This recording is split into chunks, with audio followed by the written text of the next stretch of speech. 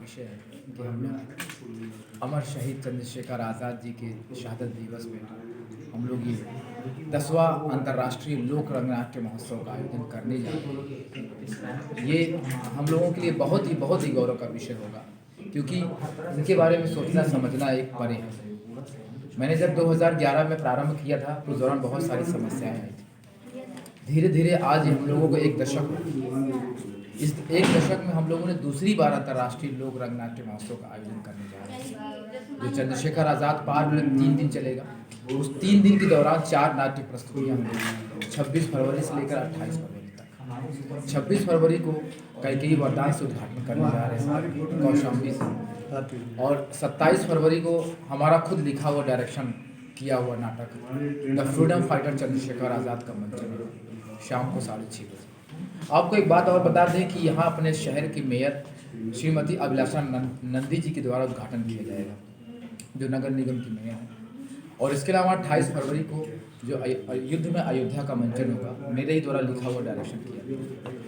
उसी दिन दूसरी प्रस्तुति होगी जो केरल की होगी, कलेक्टिव थिएटर ग्रुप के द्वारा शाम को 8 बजे से, वो आधा घंटा की प्रस्तुति होगी। वो भी एक एक्सपेरिमेंटल प्रस्तुति है।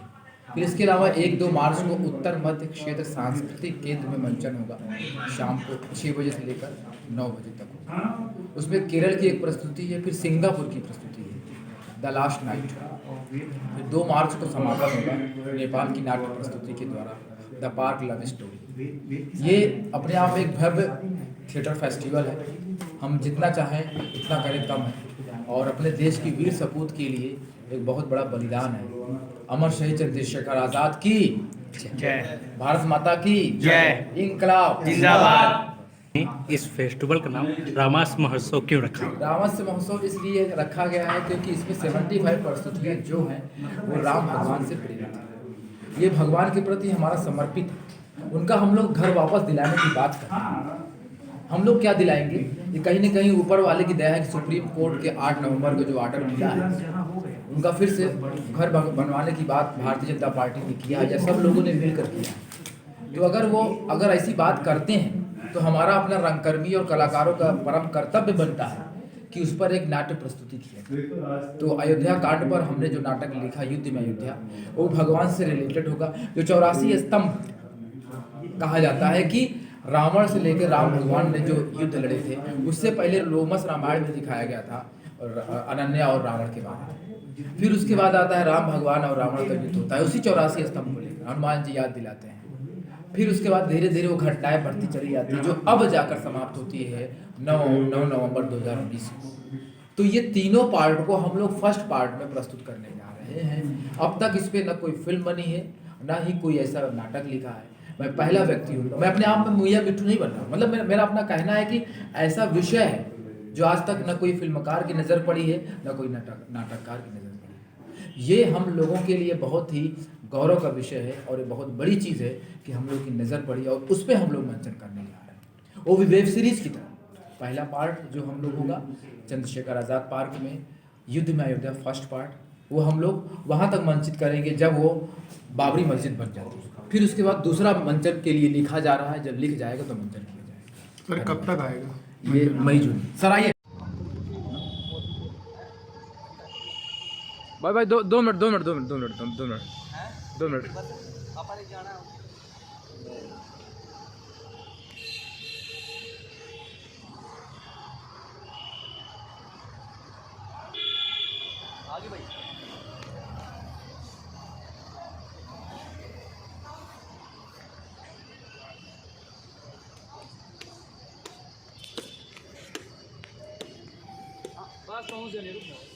उसमें दिखा देंगे ना, है कि नहीं? 30 सेकंड हो गया ना।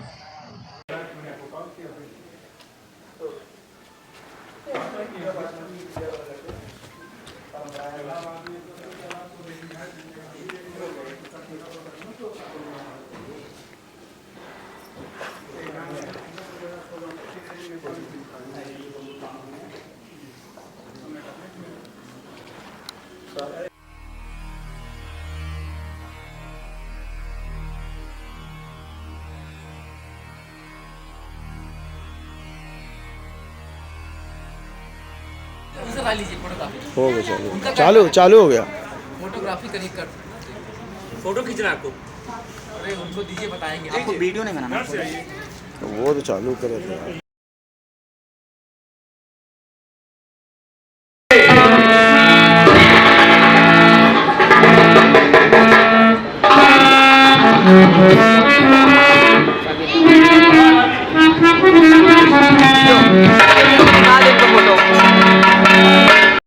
उसे वापस ले लीजिए, मैं रोक दूंगी।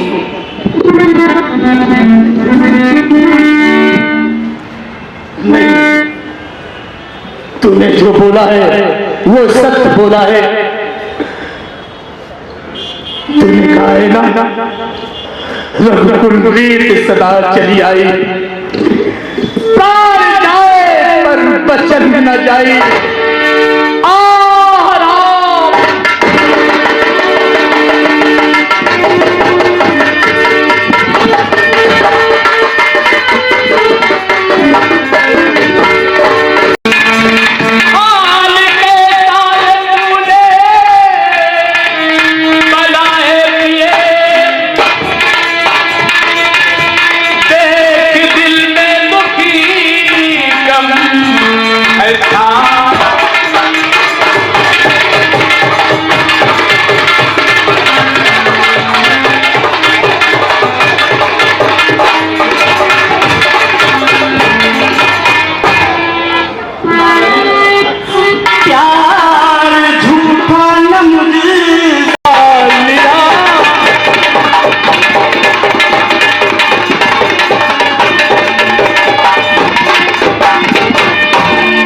मेरा राम, मेरे आंखों का तारा, अगर मेरा राम अभी भी ठीक है, महारानी के कहीं ये बताना वापस ले ले मेरे राम लला को। बनते हो अगर रघुवंशी, बनते हो अगर रघुवंशी, वापस कर लो ये वचन। बनते हो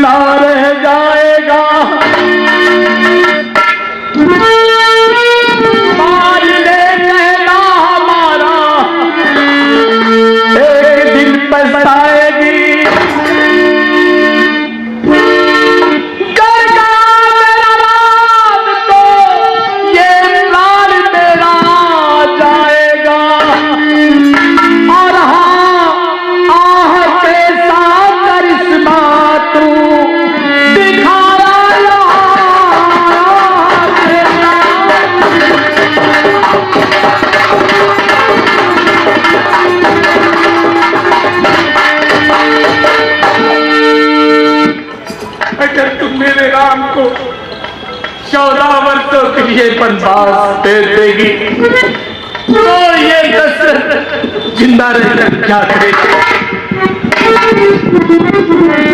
महाराज आप सौगंध पहले आंखों की घड़ी और क्या किसी ने तुझे बताया पिए?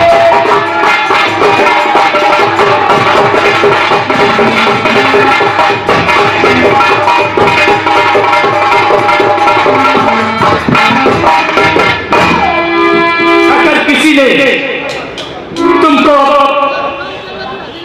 कुछ गलत अल्फाज अपने जुबान से कहा है तो मैं उसकी जुबान कटवा दूंगा। और किसी ने अगर पहली निगाह से तुम्हें देखा है महारानी कह गई तो मैं उसकी आंखें बुलवा दूंगा। क्यों झूठा विश्वास दिलाते हो ऐसा कह करके? ऐसी बातों में ना मुझको बहलाओ तुम प्यारे, ऐसे प्यार में मुझे न फंसाओ पिया, ऐसे प्यार में मुझे न फंसाओ पिया।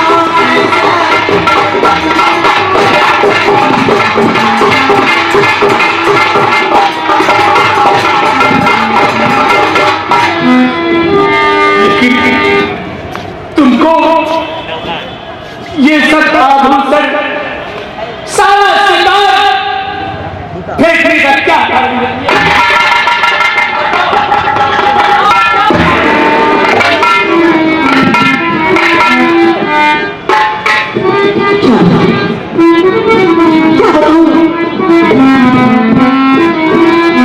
तुमको दासी बना लेंगे, दासी समझते हैं। तुम क्या बताओ, क्या बताऊं स्वामी? और हाल पूछो अगर किसके लिए तुम अगर तुमको भगवान से ज्यादा हूँ चाहेगा। तुम हो रानी महारानी हो सुंदरी, वर को देंगे प्यारे पति,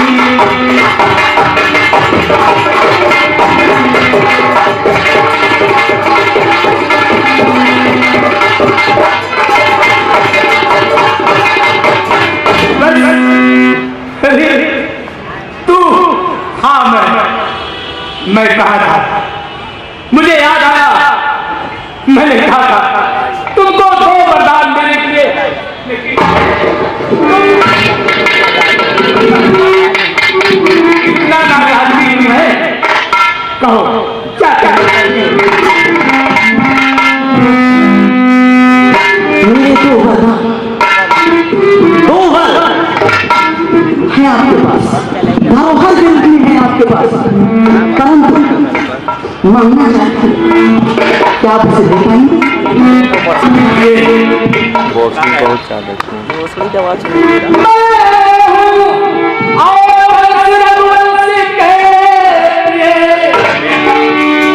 जो भी मांगोगे उसको दूंगा मैं। मांग लो तुमको मिले, जो कहोगी वो देने को तैयार।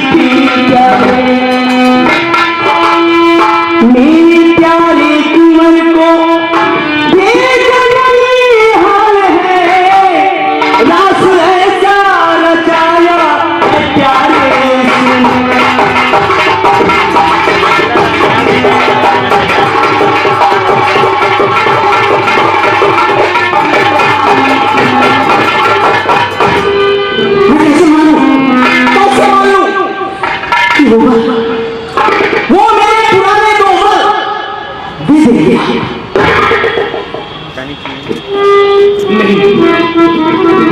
नहीं महाराज ने आप जो कहेंगे हम देने के लिए, तुम्हारे 2 वरदान देने के लिए तैयार है।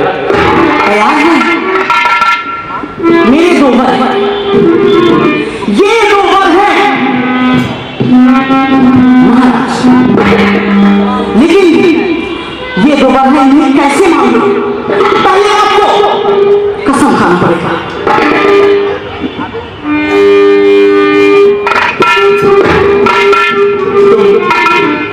मुझ पर विश्वास नहीं रखती हो? मुझ पर विश्वास तुमको नहीं है? है महाराज, विश्वास है, परंतु मैं तुम्हारी कसम खा के कहता हूँ कि जो भी मांगोगे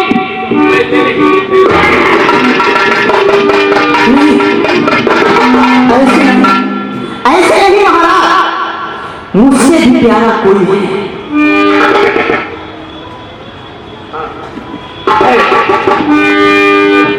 वो कौन है? उधर से जाएंगे मेरा मेरा नाम मैंने जब मैंने जब राम की सौगंध क्यों नहीं खाते? हिंदू के पास ले ले बोलो बाहर में जाए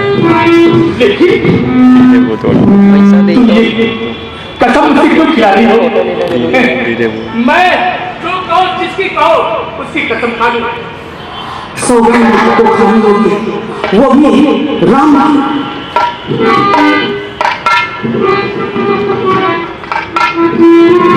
लो महारानी कैकेयी, मैं तुमसे यही कहता हूं, सौगंध नाम की आज तुम्हारे सामने में खाता हूं।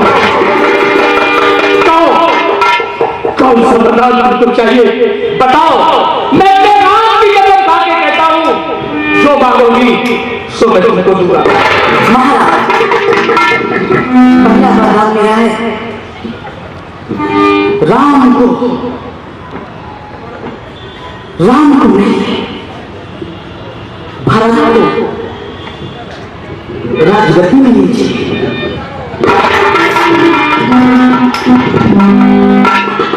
और मेरा दूसरा वर यह रहता है कि राम को 14 वर्ष के लिए वनवास।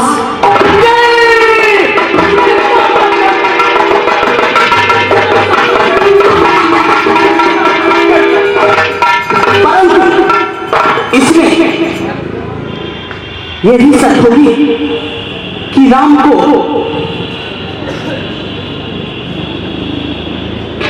महाराज, राम को किसी नगर में जाने की अनुमति नहीं होगी।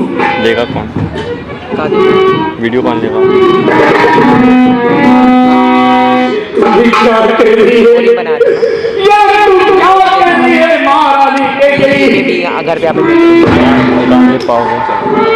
जिस लाल को अपने मैंने और तुम भी बहुत चाहती थी, बताओ जिसको 14 वर्ष के लिए बनवास भेज रही है,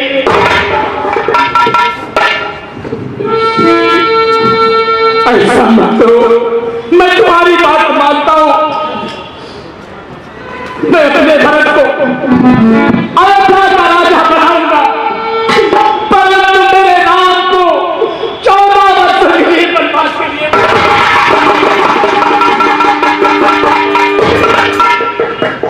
नहीं महाराज, बाबा वहां से संतोष कुमार गौतम जी, ढोलक वादक, काशी की भूमिका में रतन कुमार जी। ये हमारे पास बज रहा हमारे इन पात्रों से, क्योंकि ये नौटंकी शैली में रामायण को बदलना बड़ा कठिन है हम लोग के लिए, और हम लोगों ने हमने पूरे पात्र मिलकर बड़ी मेहनत की है। 4 दिन की ये तैयारी है, जो नौटंकी आपने देखा, ये मात्र 4 दिन की ये तैयारी है। अगर हमसे और हमारे कलाकारों से कोई टूटिया हो तो कर्तव्य प्रार्थना करते क्षमा। बहुत बढ़िया एक नंबर, बहुत अच्छा। कहना चाहते हैं महत्वपूर्ण बात भूली गए, बड़ा सौभाग्य की बात है। ऐसे महानुभाव द्वारा हम लोग जब सम्मानित होते हैं अच्छा लगता है। अच्छा लगता है। अब कितना अच्छा लगता है कैसे बयान करें। हम तो देखिए आशीर्वाद की कामना करते हैं, गुरु जी से सभी से प्रणाम करते हैं। Thank you, thank you.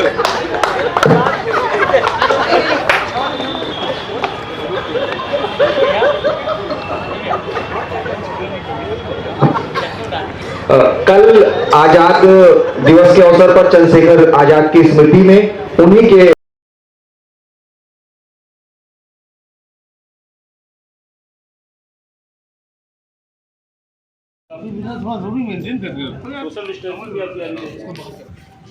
Recording नहीं करनी है, फोटोग्राफी करनी है। खाली कर दो, सीन है पीछे से देख रहे हैं आप, वहाँ से खींचो ना, वहाँ से कोई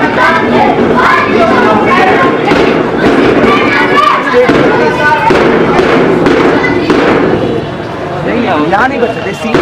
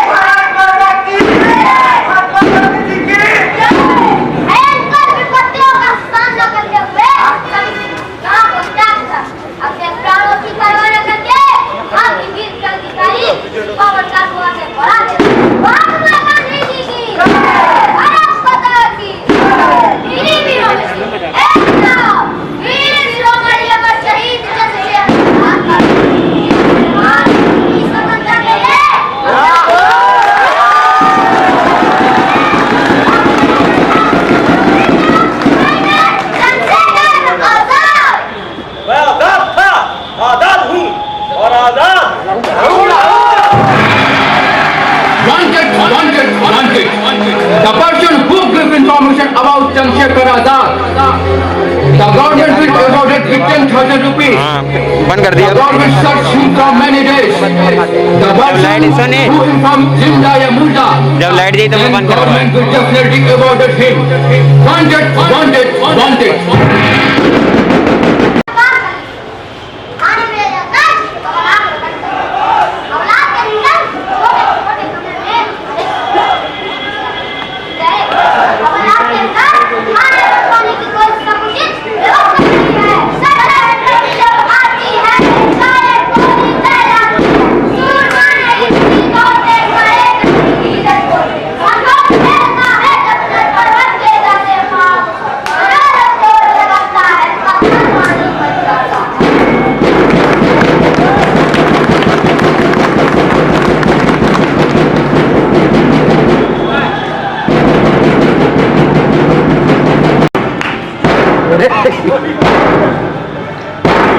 ठीक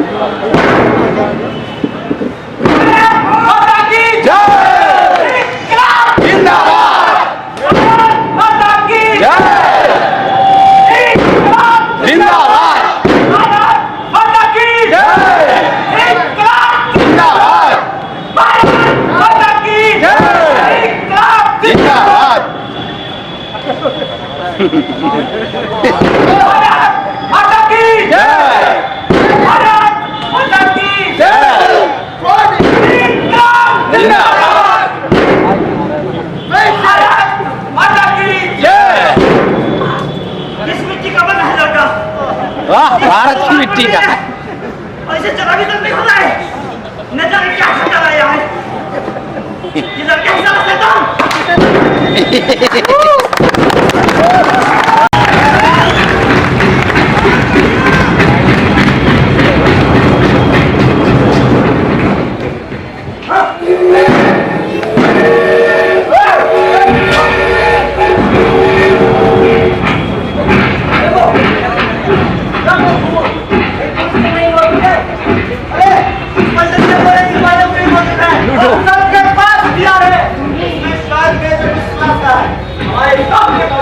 लेकिन इस बात ने अपना फिर से लोग निकाल प्रवेश करने की चर्चा की है।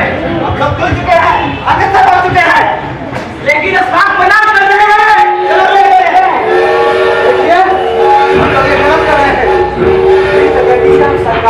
सरकार छोटी कवच करेंगे, हमारे घर का पारा हो जाएगा। इसलिए मैं आपसे गुजारिश करता हूँ कि सरकार से मोर्चा ठीक है।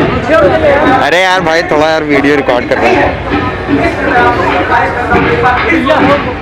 जब हम लोग आए तो जाना संभव है।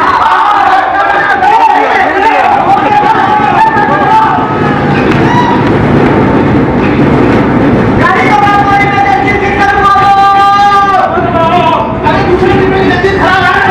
बातें स्टेशन पर गाड़ी को जल्दी ठीक करो। अगर ऊपर से खबरा करता हूँ मैं वो गाड़ी को जल्दी ठीक करो।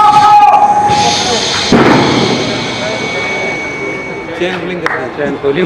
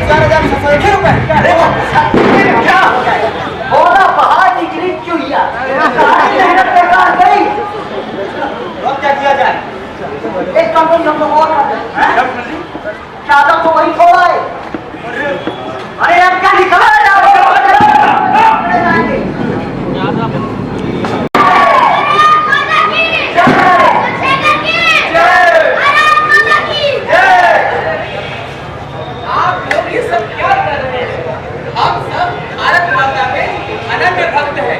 इनके शत्रुओं के लिए हमारे खून के बूंद की अग्नि की चिंगारियां उठी।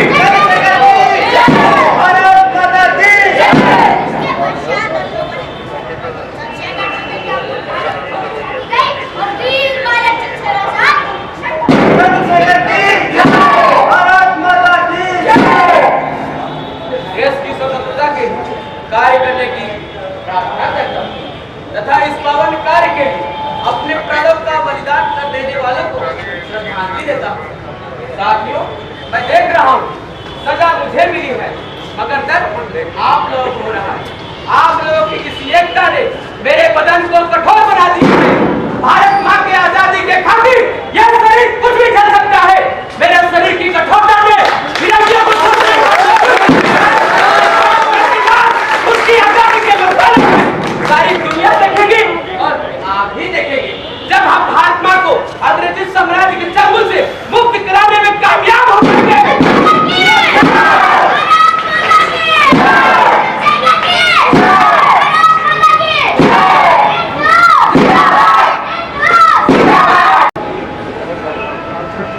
लोकतांत्रिक सेना की आर्थिक बहुत खराब है। ऐसा क्या हो गया आज तक कोई जान देता नहीं, सरकार भी करके देता है। फिर हम लोगों को रुपये का फोन करना भी किसान का फर्ज है। और इन रुपये का फोन कैसे हो कैसे हो बिल्कुल तो कोई के भाव में आपको कि जल की गड्ढी पर चलाना पड़ा। आप लोगों के पास कोई उपाय है या समस्या का हल है तो बताएं। कोई उपाय नहीं। लोग आपका ना होने पर टाका डालना पड़ेगा। टाका? हाँ, टाका। लेकिन अगर लूटना ही है, किसी व्यक्ति विशेष को नहीं, तो के खाने पर लूटेंगे। कभी कोई, आपको क्या किया? आप जो भी कहते हैं, ठीक कहते पर नहीं। सरकारी खजाना अंग्रेजों का है, इसलिए सरकारी खजाने को छूकर हम इस ब्रिटिश तो ये कह रहा कि हम लोग टाका डालेंगे। हम लोग रात को 9 बजे शाहजहांपुर रेलवे स्टेशन से आलागढ़ स्टेशन से सवार होंगे। ये हमारी योजना को किसी को कान और प्राण खबर नहीं होनी चाहिए। हम लोग छेनी खान हथौड़ा चाल लेकर ट्रेन में सवार होंगे। और एक चीज का ध्यान रखना है, इस रेलगाड़ी को हम लोग खजाने से नहीं जा रहे। हो सकता है किसी के को सजा में जा रहा हो।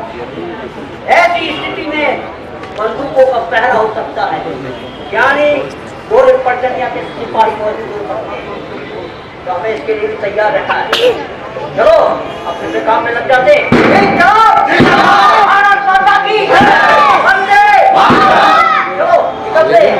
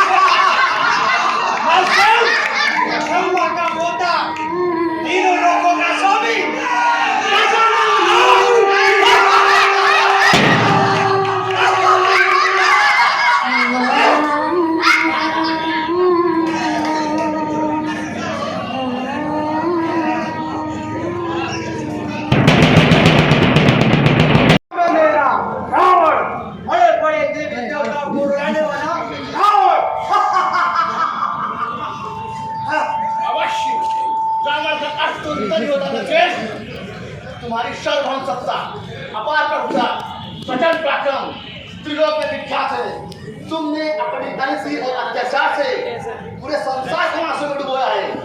यदि यही आंसू का सागर इन्हें डुबो दे तो तुम्हारा ही होगा लंकेश।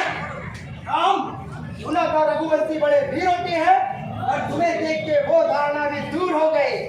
तुम तो किसी राजा महाराजा के यहाँ विद्वानी सुनाने वाले पंडितों की बैठ जाइए ज्ञान भाई। अरे जो वीर होते हैं वो धनुष बाण से बात करते हैं, जवान से नहीं। और ये जो कंधे में वस्तु है या कोई शोभा की चीज नहीं, उससे युद्ध किए जाते हैं। ऐसे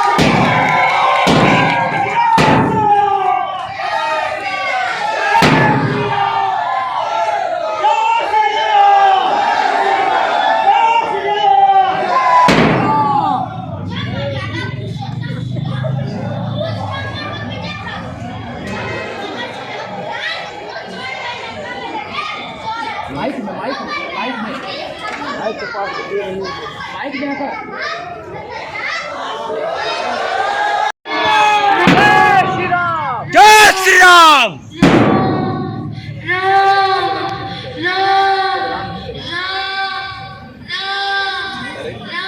फकीर कोई बावली फकीर नहीं है। जरूर उन फकीरों को कोई करिश्माई ताकत है। जरूर वो फकीर कुछ करिश्माई है बादशाह। खैर आप आराम फरमाइए बादशाह। तुम ठीक है तो मेरा फिर मुझे अभी आराम करना चाहिए।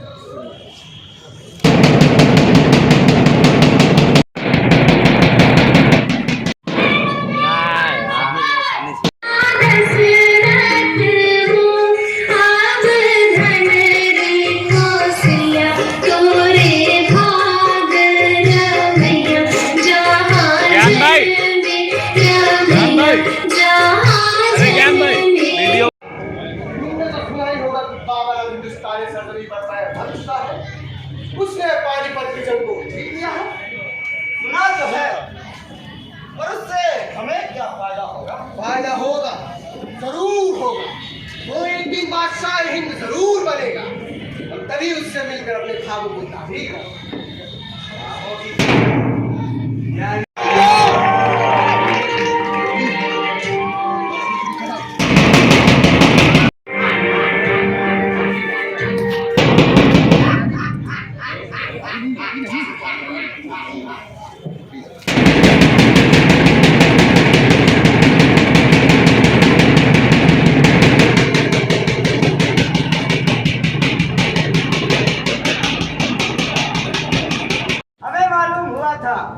कि तुम्हारी सेना युद्ध में बहुत ज्यादा आहत हो गई, जिससे तुम पराजित हो गए।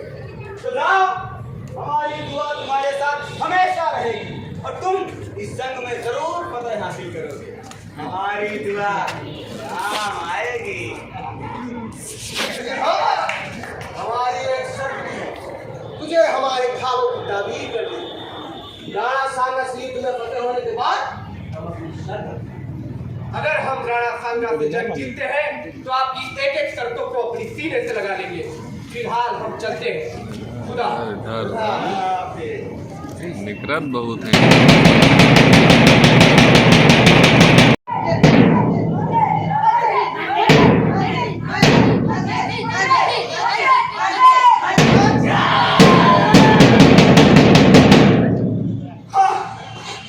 हाँ मुझे उन फकीरों बात पानी होगी। उन्हीं फकीरों की दुआओं से मैंने राणा सांगा को जंग में शिकस्त दिया और आज हम बादशाह हिंद बने हैं। तो उन्हीं फकीरों की दुआ की वजह से मुझे उन फकीरों की बात माननी ही पड़ेगी। लेकिन उस जगह मस्जिद बनवाने से किसी पता नहीं पहुंचेगा। खास करके उस जगह जहां पर पहले से ही मंदिर हो। पता नहीं है फकीर मुझे कहाँ मिल गए जो इस मंदिर मस्जिद के फेरे में डाल दिया।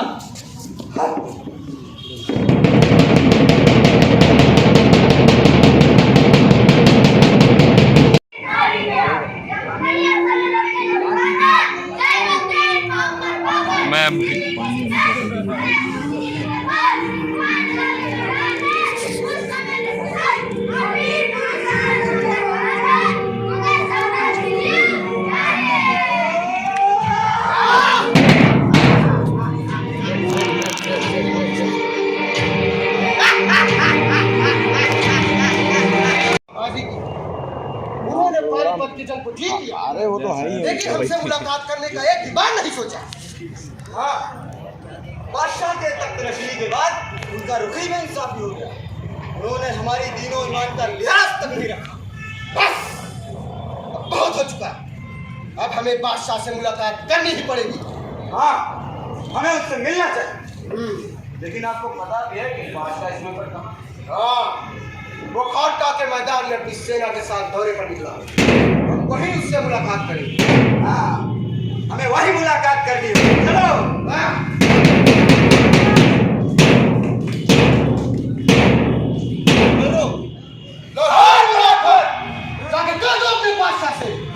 उनसे मिलने जलाच्छा और मूसा शिकार आए हैं।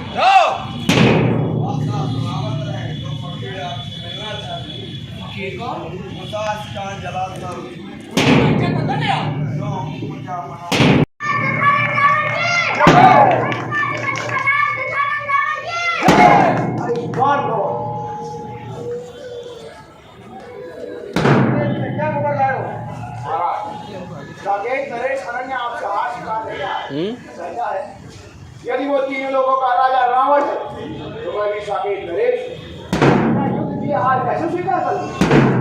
हमने भी बहुत से युद्ध जीते हैं। जाके रावण से कह देना युद्ध करने के लिए तैयार। साकेत नरेश की इतनी हिम्मत कि वो मुझे ललकारे। आज तक तीनों लोगों में कोई भी ऐसा राजा पैदा नहीं हुआ है जो हमें चुनौती दे सके। बड़े बड़े प्रताप मुद्दा बात आपने बता दी है। आइए तशरीफ लाइए। अल्लाह की मेहरबानी है कि हमें आपसे दोबारा मुलाकात करवाया। और सब खैरियत तो है? सब अल्लाह का रहम है। बादशाह, आपकी हमारे लिए ये दरिया दिली, ये इंसाफ पसंदी सब बेकार। हम आपसे बहुत खफा है। आपसे इतनी उम्मीद है, वही से लगाए बैठे थे कि हमारे ख्वाबों को अपनी सूरत मिले। लेकिन आपको बादशाह आपने तो हमें नजरअंदाज ही कर दिया। अरे आप ना उम्मीद क्यों होते हैं? हम खुद ही आपकी खिदमत में पेश हैं। आपकी ही दुआ की वजह से हमने राणा सांगा को जंग में शिकस्त दिया और आज हम बादशाह हिंद बने हैं। तो आपकी दुआ की वजह से।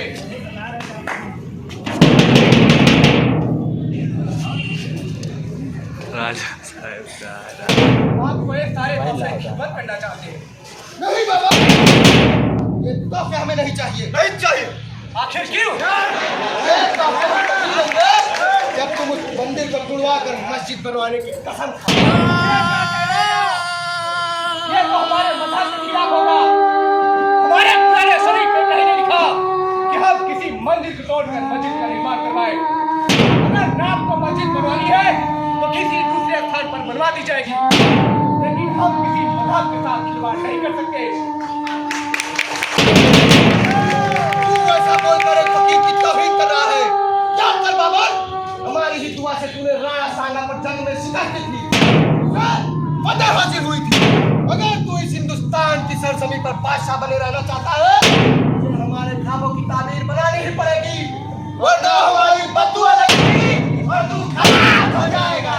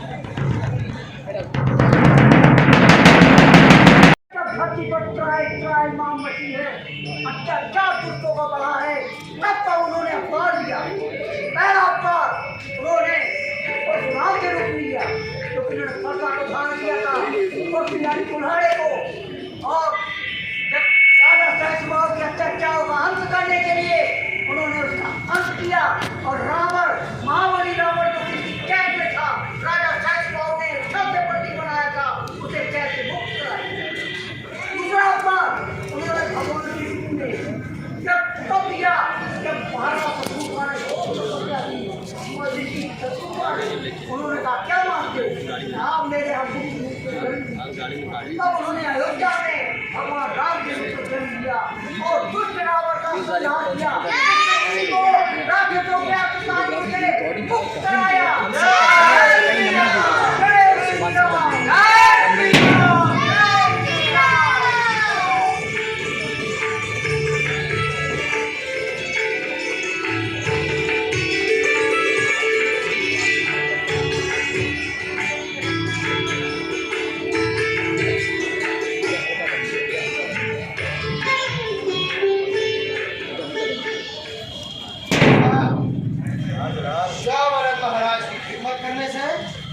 और उनकी दुआ से हमें फकीर बनने की शिक्षा दीक्षा मिल गई। हाँ जलाल, अब हमें एक महान फकीर बनने से कोई नहीं रोक सकता, लेकिन एक महान फकीर बनने के लिए यहाँ एक मस्जिद होगी। लेकिन यहाँ मस्जिद कैसे मुकम्मल होगी जलाल? हमको ही कुछ साजी करनी पड़ेगी। अगर मस्जिद बन जाएगी तो हमारे सारे ख्वाब पूरे हो जाएंगे। श्यामानंद महाराज की तरह होंगे। या अल्लाह, तुम्हारे सारे ख्वाब मुकम्मल हो जाएंगे।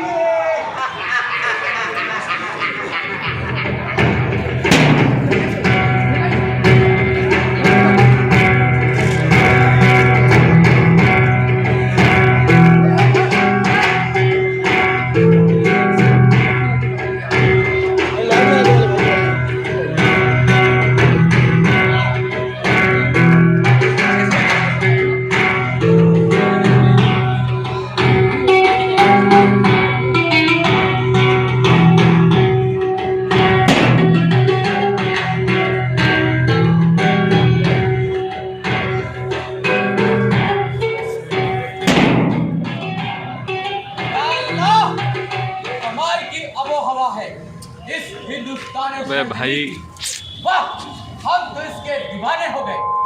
इस बेशुमार शहर में तो और भी हरकतें हैं, क्यों सेनापति? जितना बखान किया जाए उतना ही कम है। अगर हम इस हिंदुस्तान पर अपनी बादशाहियत कायम कर लें, कितनी हमारी तामील होगी। हम यहाँ के बादशाह बन जाएंगे, बादशाह हिंदुस्तान। आप ये तो फरमाइए, ये आपकी हस्ती क्या है? आप कौन है, कहाँ से आए और क्या करने आए? क्यों आए हैं? ये मंगोल देश के पराक्रमी योद्धा जैनुद्दीन मोहम्मद बाबर है, जो हिंदुस्तान की सरजमी पर घूमने आए हैं। बेशक। कैसा लगा हिंदुस्तान? माशाल्लाह, बहुत खूब। पीछे हम तो इसके दीवाने हो गए। ये हिंदुस्तान बहुत ही खूबसूरत है। क्या अल्लाह से दुआ करेंगे, अल्लाह तुझे या खुदा, काश आपकी बात सच हो कि मैं इस हिंदुस्तान का बादशाह बनूं, बादशाह है हिंदुस्तान। खुदा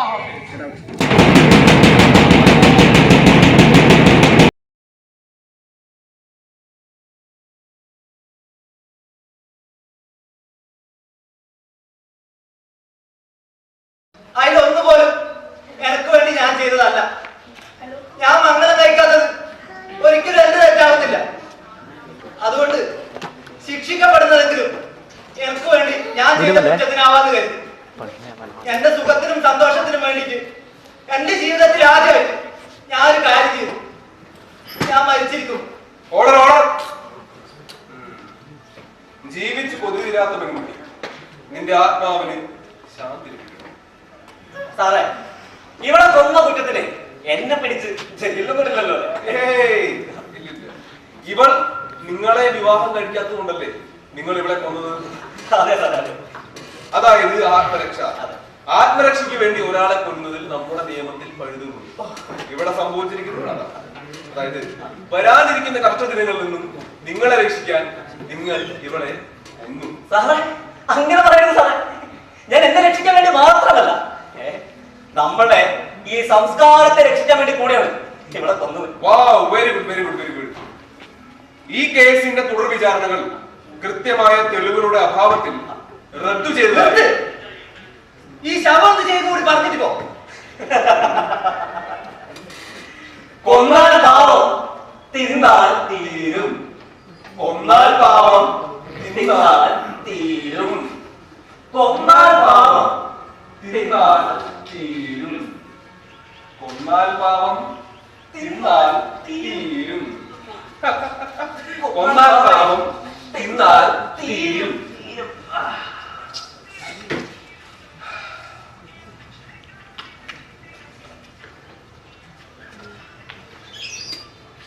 ta ta ta ta di tre tarihatra tagadi tre ta ta ta ta di tre tarihatra tagadi tre തി തി Taha തരിഹത്തി. tarihatra tagadi tre ta ta ta ത തി ത്രി തരിഹത്ര തഗരിത്രി. തി തി തഹ തരിഹത്തി.